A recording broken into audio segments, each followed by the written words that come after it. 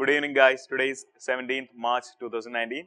This is Daily Current Affairs brought to you by Ekam IAS. And our topics are registration of political parties, Padma Awards, iron ore imports, international education strategy, and our usual sessions map as well as PQRS.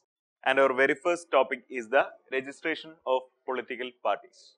Now we know that the elections are approaching and we are planning to register a political party, form a political party, that is All India Civil Service Aspirants Party or All India Aspirants Party AIAP. And we are forming the we have already formed the political party and we are applying for a registration under the Election Commission. Then what will be the procedure for the registration of political parties? Firstly, when we are forming a political party, you have to submit an application within 30 days of its formation to register as a political party under the Election Commission of India. So, firstly, you have to submit an application to the Election Commission within the 30 days of the party's formation. And the next step is the application should contain full particulars required under the Section 29A of the Representation of Peoples Act 1951. So, the registration should contain the particulars involved in the Section 29 of the RPA 1951 and some additional particulars are also required under the Registration of Political Parties Furnishing Additional Particulars Order 1992. So, these two conditions should be satisfied. When you are applying for the registration as a new political party, you should require these two things, the full particulars required under the Section 29A of RPA and the Registration of Political Parties Furnishing of Additional Particulars Order 1992. Just in that you have sent the application for the formation or the registration of political party. Within 2 weeks, the Election Commission will send you an acknowledgement regarding the future course of action of the political party. And as a new guideline, your party needs advertisement published in 2 national dailies and 2 local dailies. So, after the application procedure, you have to publish the advertisement in 2 national dailies and 2 local dailies, giving the name, address of the party and the main office bearer. So, the advertisement should contain 3 things, that is, one is the name, second is the address of the party and third is the name of the main office bearers. Okay. The publishing of news is related with the, if somebody have any objection about a party, they can raise the objection. And after all these procedures, and the Election Commission would take necessary actions regarding your application and your new All India Aspirants Party may be get formed as a or registered under the Election Commission of India. So, our news is about the registration of political parties. If you want to register a political party, just file an application to the Election Commission within 30 days of the formation, which would contain the all particulars required under the Section 29A of the Representation of Peoples Act, also registration of political parties, furnishing of additional particulars Order 1992, and within 2 weeks you will get a receipt or acknowledgement from the Election Commission regarding the future course of action, and you have to publish the details of news in 2 national dailies as well as in 2 local dailies, giving the name, address and the main office bearer of the party. In order to, if anyone have objection, the Election Commission will decide the future course of action and will give the registration after the procedure is getting completed. And our next news is about the Padma Awards. Padma Awards are, we know that Padma Awards are civilian awards and that are conferred to the persons who are showing distinguished work in various fields such as science, arts, literature and public services. And in 2013, we know about the disputes arised when Sachin Tendulkar got the Padma or Bharat Ratna. Thus, in 2013, it is amended and the sports is also added as a category. So, along with science, arts, literature and public service, now sports is also included in the Padma Awards or Bharat Ratna category. And the main Padma Awards are Bharat Ratna, Padma Vibhushan, Padma Bhushan and Padma Shri. And we know that Padma Awards are announced on the occasion of the Republic Day, that is January 26th. And these awards are conferred by the President of India at ceremonial functions organized at Rashtrapati Bhavan usually in March and April. And we know that yesterday the Padma Award was distributed. And the Padma Awards, all of these 4 awards, that is Bharat Ratna, Padma Vibhushan, Padma Bhushan and Padma Shri, have started from the year 1954. And we are just looking into the Bharat Ratna Award. And Bharat Ratna Award is the highest civilian award or highest civilian honor of India. And these awards are conferred for achievements in the field of arts, science, literature and public service, etc., etc. And the award is in the form of a peepal leaf. You can see the peepal leaf. You can see the peepal leaf. And it is embossed with the replica of sun, below which the words Bharat Ratna was written in the Devanagari script. It is evident from the picture, the Bharat Ratna in the Devanagari script and the sun. Okay. And about the first recipients, the first 3 recipients of Bharat Ratna are C. Rajagopalachari, that is CR, and Dr. S. Radhakrishnan and Dr. C.V. Raman, who got Nobel Prize. And the 3 of them got award in 1954. Till now, only 2 foreign nationals have been awarded so far for Bharat Ratna are, one is Khan Abdul Ghaffar Khan and Nelson Mandela. They are very popular figures. We know Frontier Gandhi, Khan Abdul Ghaffar Khan and the African Gandhi, Nelson Mandela. So these 2 foreigners are the persons who have been awarded Bharat Ratna. Okay. And our news is about the Padma Awards. And Padma Awards is a civilian award given for various fields such as science, arts, literature, public service and sports. And we know which are the Padma Awards. These awards are announced on the occasion of Republic Day every year, and these are conferred by the President of India, usually distributed at the functions organized at Rashtrapati Bhavan, and the awards have started from 1954. And the highest civilian honor is the Bharat Ratna, and the award is in the form of a peepal leaf. You can see the picture of Bharat Ratna, and it has a replica of sun, below which Bharat Ratna was written in Devanagari script. The first 3 recipients are the renowned scientist Dr. C.V. Raman, Dr. S. Radhakrishnan and C. Rajagopalachari. The 2 foreign nationals who got the Bharat Ratna are Khan Abdul Ghaffar Khan and Nelson Mandela. And we do have another 3 awards, that is Padma Vibhushan, Padma Bhushan and Padma Shri. The detailed descriptions of these 3 awards are given in our PDF. You just check yourselves and read about these 3 awards also. And our next news is about the iron ore imports. We know that the iron ore imports of India have rose 157% between the April 2018 to December 2018. Okay, the iron imports have risen to 157%. The main reasons for the import of iron ore is that one is the lower import duty. The reduction in the import duty made easy for the imports into our country. And another reason is the high logistic cost. The cost of logistics logistic cost is very high in India. That's why we are importing, and the import is also increased around 157%. Coming to the statistics, India is the 4th largest producer of iron ore, but our import of iron ore is increased. It's a irony. Okay. Anyway, and India is the 4th largest producer of iron ore.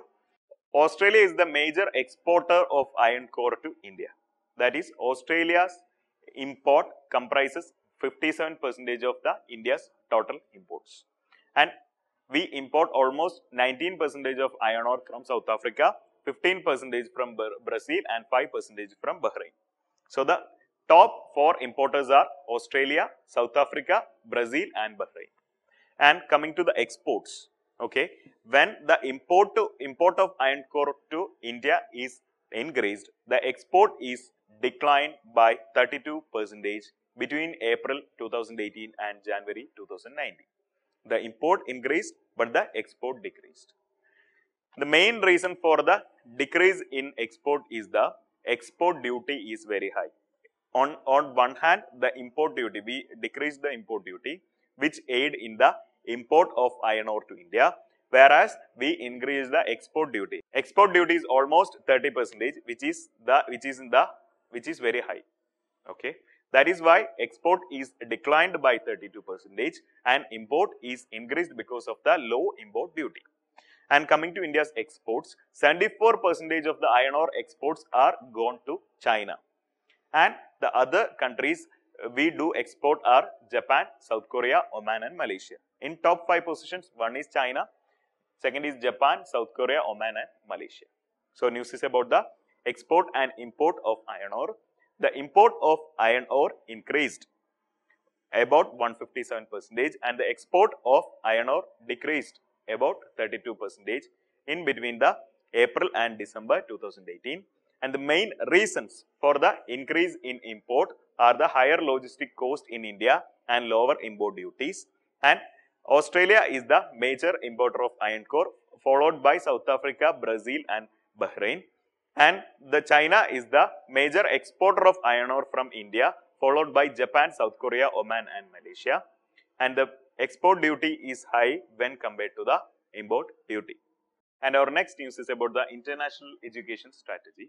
It is a strategy launched by the UK government, and we hope that this strategy would help Indian students to have to study in UK. And the strategy is nothing but it aimed at increasing the total number of international students in the UK higher education from the current level of 4.6 lakh to 60 lakh by 2030. Okay, the number of international students doing higher education in UK would be increased from 4.6 lakh to 6 lakh by 2030. And the major chunks of students who are applicants to study in the UK higher education system are, majority are from European Union, after that China, and the third top is India. So when they allow the increase of international students into the UK higher education system, that would definitely help Indian students, because Indian students are the third majority of students who are applying to have higher education in UK after European Union and China. And they are also providing some facilities, that is undergraduate and master students have a stay back facility. Stay back means after the graduation or after the course they can stay back in UK for 6 months after the graduation. And besides the master graduate and graduate students, PhD students also have the facility to stay back in UK for an year to find the work. So the international education strategy is a strategy launched by the UK government. By this strategy, the number of international students who studies in United Kingdom's higher education would increase from 4,60,000 to 6 lakhs by 2030. And this would help the Indian students, because we are the third majority of students in the UK higher education system. They also provide facilities of stay back for masters and undergraduate students, also 1 year stay back facility for the PhD students. And our next session is the MAPED program. On MAPED program, we have Idukki district. Idukki district is one of the 14 districts in Kerala, and recently Idukki is in news because one of the jaggery, it's a sweet jaggery, sweet item, Marayur jaggery, the jaggery called Marayur jaggery of Idukki district got the GI tag, geographical indication tag. Okay, and Idukki district is one of the 14 districts in Kerala and the second largest district in Kerala and having the lowest population density. And Idukki lies in the Western Ghats. You can see the location of the Idukki. It is in the western part of the Kerala district, and it is the second largest district after Palakkad in Kerala, and Idukki having borders with Tamil Nadu. And one of the peculiar feature of Idukki district is that out of the 5 national parks in Kerala, 4 are in Idukki district. Other than the Silent Valley, all other national parks in Kerala are in Idukki district. One is the Iravikulam National Park, Anamudi Shola National Park, Pambadum Shola National Park, Madigatan Shola National Park. These 4 national parks are located in the Idukki district. And the major tourist attractions of Idukki district are Munnar, Vagaman, Thekadi and Ramakal Medu. And I hope you have heard about the Mullaperiyar Dam dispute between Kerala and Tamil Nadu. It is an interstate dam dispute, interstate river and dam dispute, and now it is in the Supreme Court. This Mullaperiyar Dam is located in the Idukki district only. And another feature of Idukki district is that Idukki is the first district in India to have the high-speed rural broadband connectivity under the National Optical Fiber Network. So that's all about Idukki district. And it is the second largest district in Kerala, but have the lowest population density. It lies in the Western Ghats. And the 4 national parks of Kerala are located in the Idukki district, having the hill stations such as Munnar, Vagaman, Tekadi and Ramakilmedu. And the disputed dam, that is the Mullaperiyar Dam, is in the disputed dam between Kerala and Tamil Nadu is in the Idukki district. And recently, the Marayur Jaggery from Idukki district get the GI tag, and Idukki is India's first district to have high-speed rural broadband network. High-speed rural broadband network under the National Optical Fiber Network Internet Connectivity. And our next session is the PQRS, in which we have a question from 2012 prelims. The basic aim of lead bank scheme is that option A, big banks should try to open offices in each district. Option B, there should be stiff competition among the various nationalized banks. Option 3, individual banks should adopt particular district for their intensive development. Option D, all the banks should make intensive efforts to mobilize the deposits. So the question is about the lead bank scheme. Coming to the lead bank scheme. Lead bank scheme is a scheme launched by Reserve Bank of India in 1969. The main objective is to provide banking facilities in the rural area. During that time, only 500 of the villages have banks. So, in order to tackle the issue of banking facility, the lack of banking facility in rural area, Reserve Bank of India launched the lead bank scheme. And the lead bank scheme is recommended by the Dr. Gadgil study group or study committee. And under the lead bank scheme, every district across the country would be assigned to one commercial bank. So, a district is assigned to a commercial bank. Every commercial bank is assigned to a particular district. And that is called the area approach. And the lead bank makes surveys and makes loan facility to the various sectors. So, that is the lead bank. Every district is given to a particular commercial bank, and that bank is called the lead bank. Lead bank makes surveys and makes loan facility to the various sectors of the economy, including more emphasis to agriculture. And there is another system called village adoption scheme. Under this scheme, the bank adopt some villages in their command area for intensive lending. That is the village adoption scheme. So, lead bank scheme is launched in 1969 to provide banking facilities to rural area under the recommendation of the Dr. Gadgil study group. Under this lead bank scheme, every district in India should be assigned to a commercial bank, that is called as the area approach, and the lead bank should provide the lending facility or loan facilities to various sectors. And there is another scheme called the village adoption scheme, in which the bank adopts some villages in their command area for the intensive lending. And coming back to the statement, big banks should try to open offices in each district. That may be partially correct. And statement 2, there should be stiff competition among the various nationalized banks.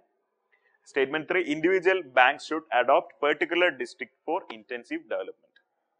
By reading these statements, it is evident that which is the answer. Answer is option C. Individual banks should adopt particular district for the intensive development. So, that's all for today. Thank you so much for watching. For detailed news and explanation, you can refer to the PDF which is provided in the description section. Keep watching to our channel, share, like and comment below. Good night.